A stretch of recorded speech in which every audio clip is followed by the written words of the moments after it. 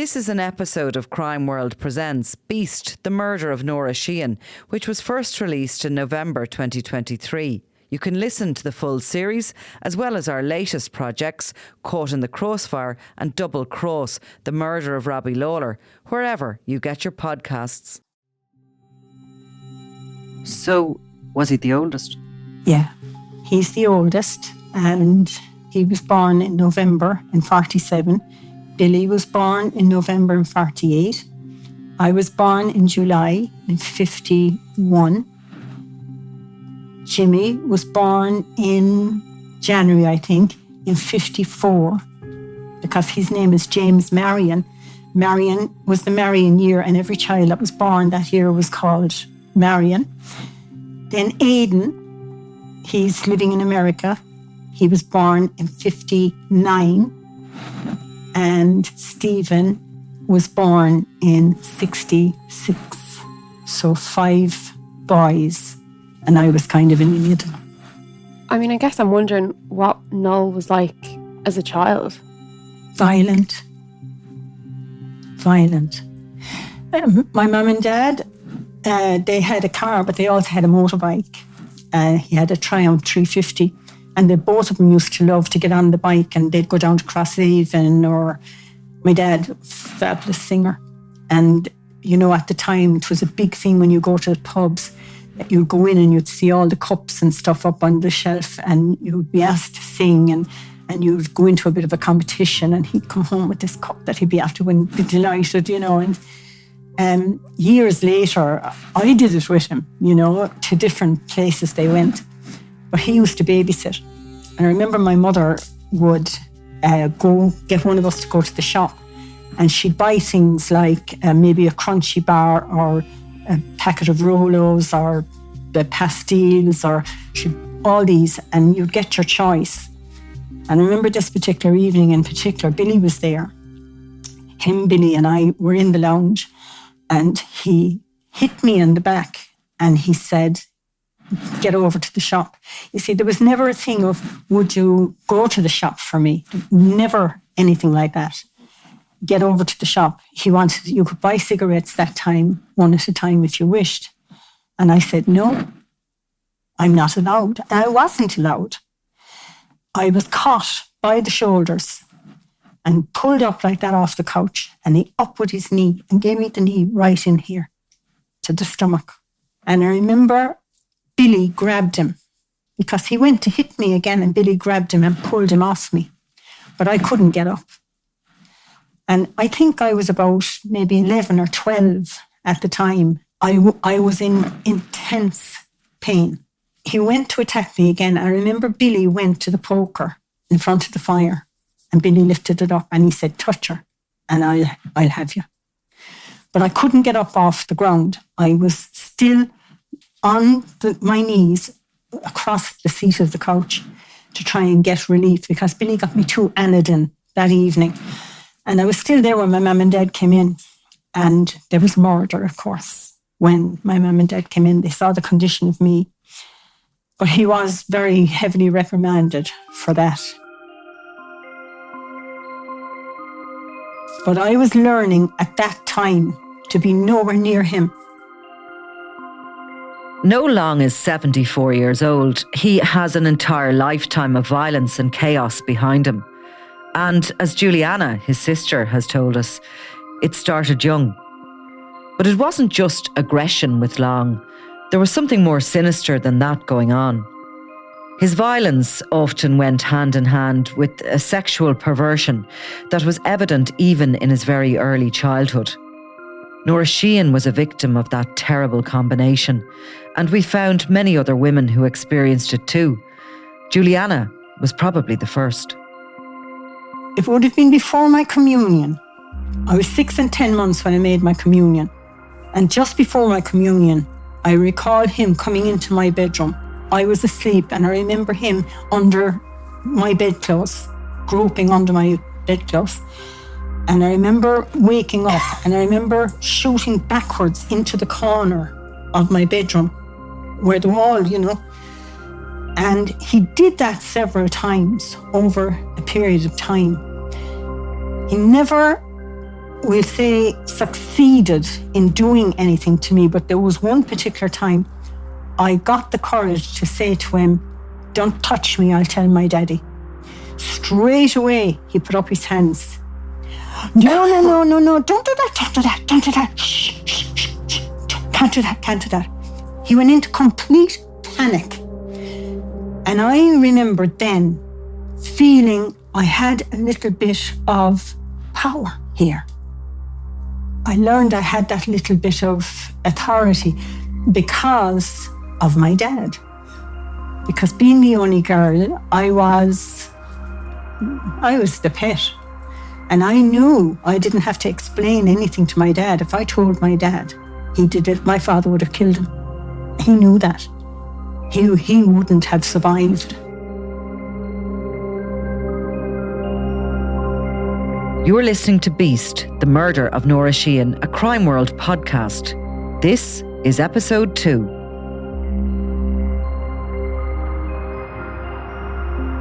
Why didn't you tell?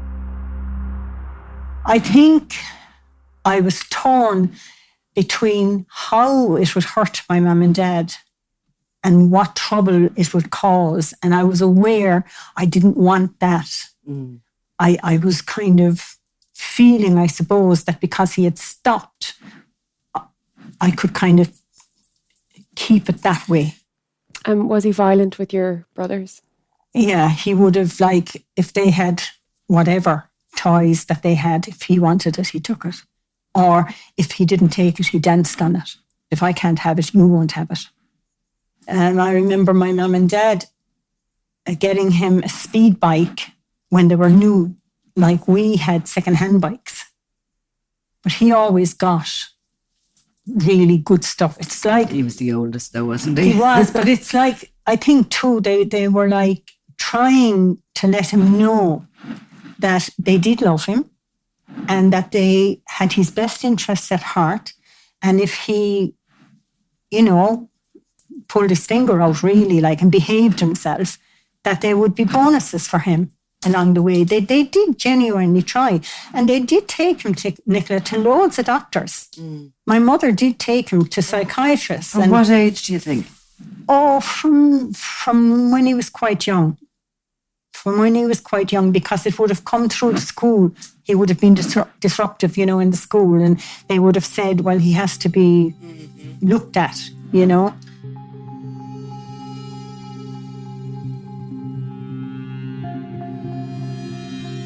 I don't know, would anybody now be treating their son in that way as my mother did, We're a bit more educated how to do these things. But she didn't do it out of malice, She thought she was doing the right thing. But the destruction of her actions really, is played out on all of us, all down through the years. It kind of there was a spin-off. But he was a very volatile person. And he would have ruled the roost to an extent in the house. Yeah, he had an awful temper. He really had an awful temper. And he was used to getting his own way. He would have been better off to be an only child. He wasn't capable, they said, of being in a family where, there was younger siblings. Pressure being put on him, you're the oldest. However you behave is how the others will follow. That kind of conversation I do remember. But I don't remember him ever having any great love or affection for us as his siblings. He was a loner. So as he got older and bigger, I presume, and stronger, did the violence and the threats towards the siblings and the family intensify? And what did, yeah. It did. The one thing you couldn't tell him was no. He would not accept that.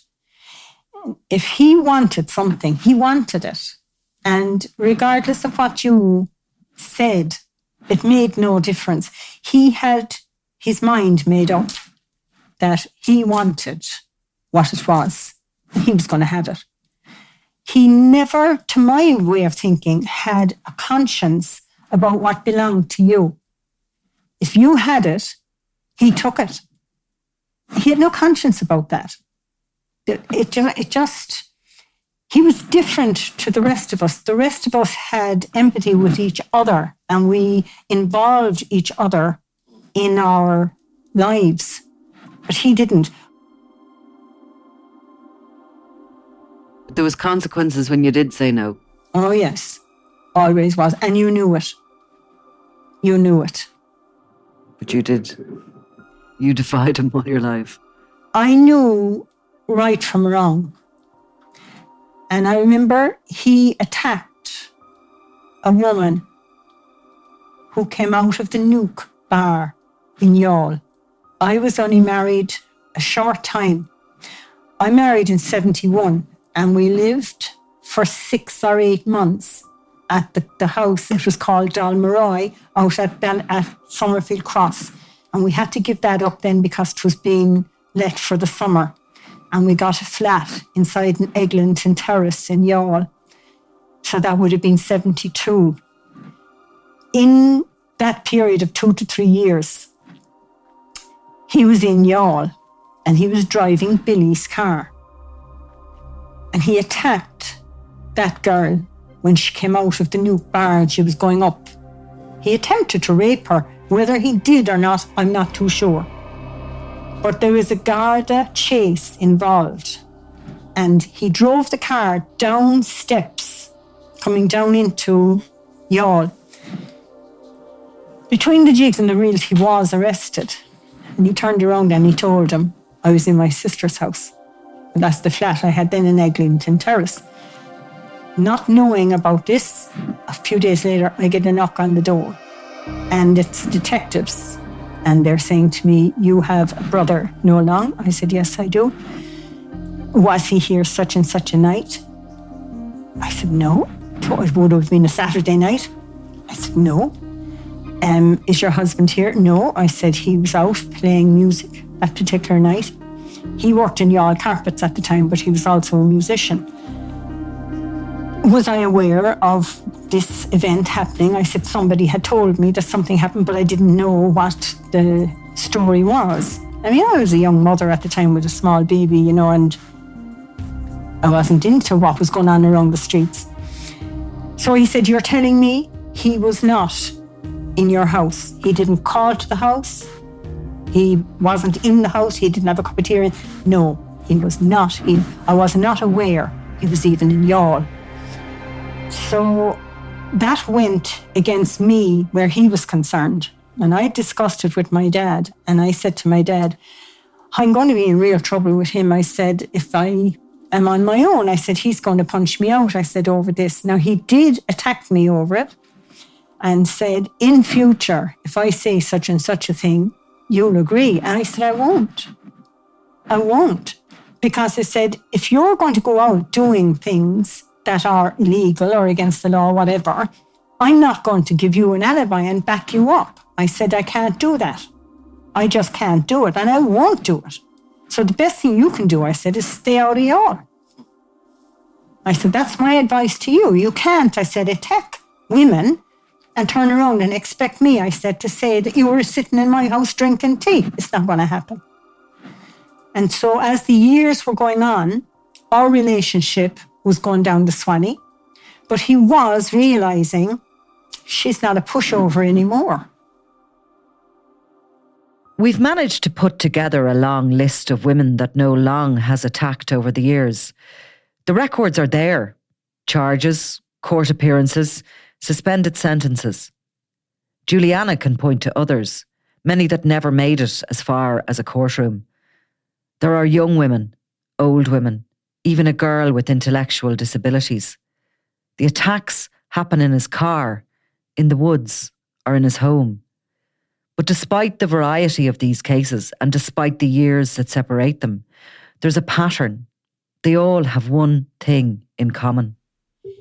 He will only access vulnerable people. that he is such a cowardly bastard. He wouldn't take on somebody who was able to defend themselves. He wouldn't. He wouldn't have the balls to do that. But if you're like my mother, old, in a wheelchair and frail, or God be merciful to her soul, Nora Sheehan, that he could manipulate, because that's what he is a manipulator, then he's on the ball. But going after somebody who, this woman in Youghal would have had drink on her, again, a vulnerability. He's looking for the vulnerable all the time. He got a hold of it. Another woman, a hitchhiker outside of Mitchelstown, picked her up and attacked her. And again, walked away with a suspended sentence for that.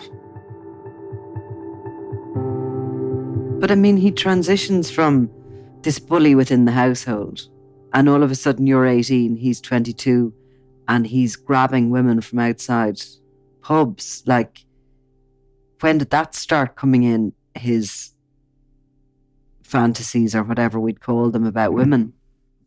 I'd say he was always interested in the women aspect of things, but he was more clever in what he was doing. He was hot stuff at that time. He was very good looking, very up to the fashion in what he was wearing. You know, the winkle toe boots, the beetle boots, and the drain pipe pants, and the jackets with the different collar on it, you know, that kind of thing. Very snazzy, always in his dress. So he would have been well known, into jiving in a huge way. He had a girlfriend at the time, a lovely girl actually, by the name of Anne Deneen. She had a fantastic escape, I'll tell you that for nothing. I remember he brought Anne Deneen home, and he was a perfect gentleman with her. Perfect gentleman. Now, he would go and take a chair and pull it out for her at the table and put it back in when she was sitting on it and get her whatever she wanted. He was attentive to her. I never saw him being attentive like that to Antoinette. He felt Antoinette had trapped him, and that was obvious, not alone to me, but to other people as well. He had no respect for her whatsoever. None. Had he had respect for her, he wouldn't have been doing what he was doing while he was married to her. But I remember meeting her in the Stardust, and she said to me, I will have him one way or the other. Himself and Antoinette, they used to go to these, you know, these dress-up parties where you dressed up, the tramps ball. They used to win that, would you believe it? They would actually go into the city hall with thousands of people, and because of the way they would, like Antoinette would come to my mother and she would say to her mother, I want to wear such and such and such. And she would get him dressed as well. And, you know, really and truly, they'd look fantastic. But they'd go in and they'd be chosen. You should see the two of them on the floor, jiving. I'm not kidding you. I mean, he would take her up over his shoulder, around his neck and under his legs and this kind. I mean, he was able to do what he liked with her, really, in that respect. He was upstairs this particular Friday night. I was coming down the stairs and knocked at the door, and it was Antoinette at the door. Is your mum and dad in? Yes, I said, they are, come on in. That was the night she went in to tell my mum and dad she was pregnant. My dad called him down into the living room, and my mother told him there and then, you're getting married. That's the way it was done then? Yeah. What age was he? He was 71. 23? Yeah. My dad's mother got very ill and collapsed. And she died the very end of January. And the funeral went, I think, to the 1st of February. And he was married on the 4th of February. Now, the wedding was held at our house. My dad went over and said to Mr. and Mrs. Nugent, please do not allow this wedding to go ahead because it's going to be a farce. You don't have to worry about the nipper, which is how my dad would describe the child, because I will make sure that child will never want. But please, I'm begging you, he said, do not allow it to go ahead. And they went and left it go ahead. And why did your father do that? He knew in his heart and soul. My dad told me himself, my mother had no right to force him into a marriage. And he was told by my mother, you're getting married, end of story. And she went ahead and she arranged the wedding breakfast, the whole shebang. And you wouldn't get in a hotel what happened that day. Everything and anything you could ask in a wedding is what was produced that day. And did your mother, do you think, see this as being the taming of him? She thought, I suppose, that having a child would bring him responsibility, and that he'd get his act together, she thought, yeah. And your father knew that this no. girl was going to have an awful life? My dad knew that was the mistake. He knew that was the mistake. He knew. And within a couple of years, he's out grabbing a woman, coming out of a pub, trying to rape her. Oh, yeah. Within 10 years, he has 2 children and he's out killing Mrs. Sheehan while he's married to Antoinette. He must have had a reputation. Youall is a small enough place. He had a reputation, I think, more for theft, for stealing cars, as a hardy boy kind of thing. Not being afraid of the law at all. One of the things I remember him doing when he was younger was the circus came to town and he spent the whole day going around turning the circus signs the other way. So that if you came looking to go to the circus, you weren't going to go to the circus because it wasn't pointing where it should be pointing. Stealing cars, breaking an entry, that kind of thing. Being violent to people. If you disagreed with him in any way at all, you got headbutted.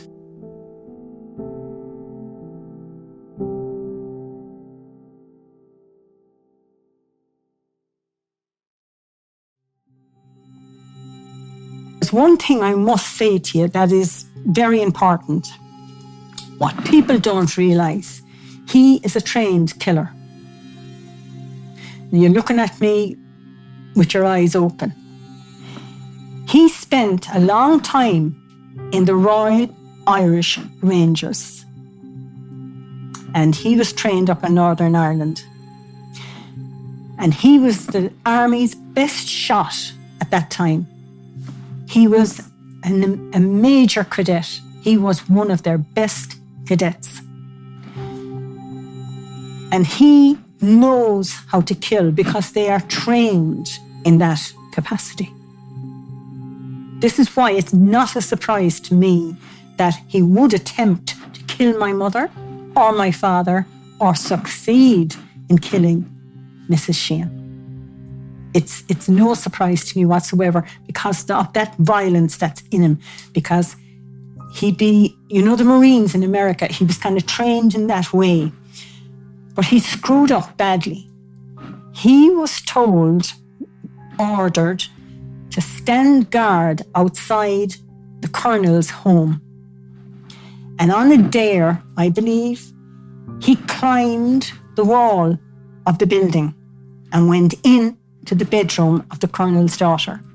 This was on all the papers, all of them. Sunday World, Daily World, every word you want to know.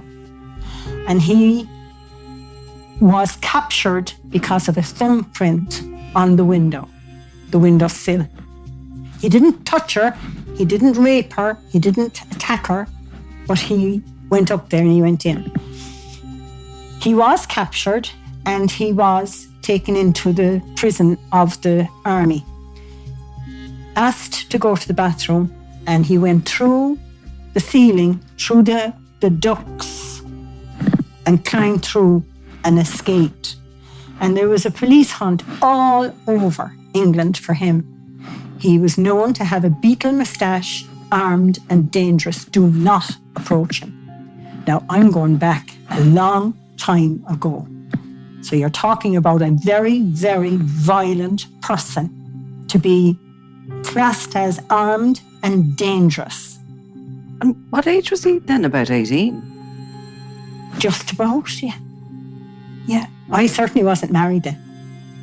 So he would have either finished school or left early and gone into that. Oh, he would have left early, yeah. Yeah. He hated school.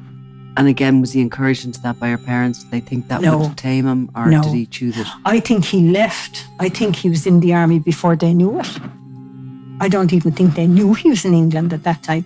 I do know that at one point he went over to High Wycombe and he stayed with my Auntie Edie, that would be my mother's younger sister. But Uncle Peter asked him to leave. See, Uncle Peter was the opposite to our family. He had 5 girls and 1 boy. We had 5 boys and 1 girl. Uncle Peter didn't want... Uncle Peter was Polish. Uncle Peter took one look at him and thought, I don't want that boy under my roof. So when this all came out and that this guy was on the run and everything, did he eventually just land back in Youghal? No, he did prison. He did prison He for did that? prison for that. So where did they find him? Where did they catch him? They caught him somewhere. I don't know where. The moors or something like that. They caught him. He was living rough, like. Right. So I don't know how long it took to capture him.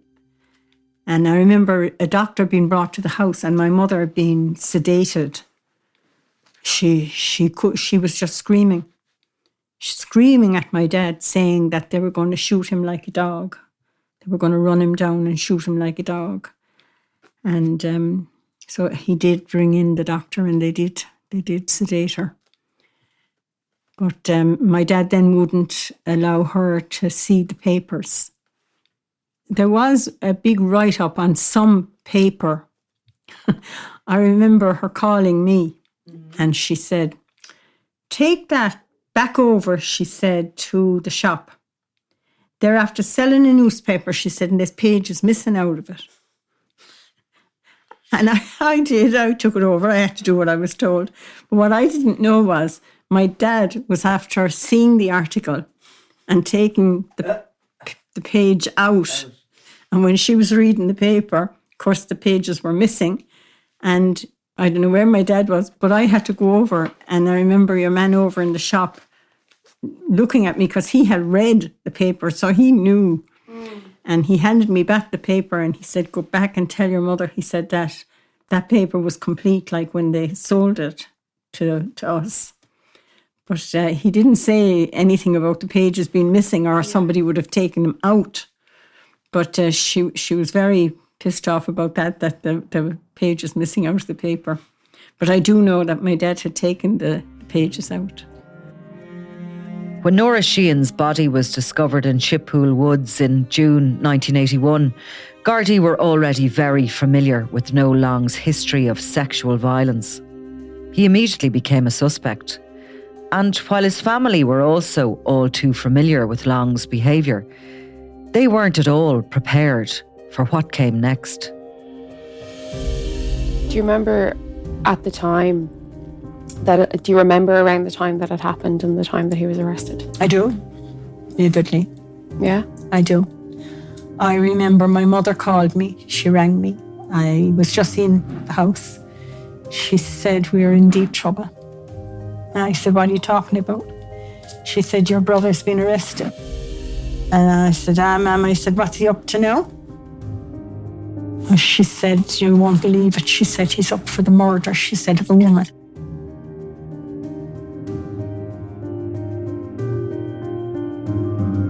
You've been listening to Beast, The Murder of Nora Sheehan, a Crime World podcast presented by me, Nicola Tallant, and produced by Ian Mullaney and Clodamini.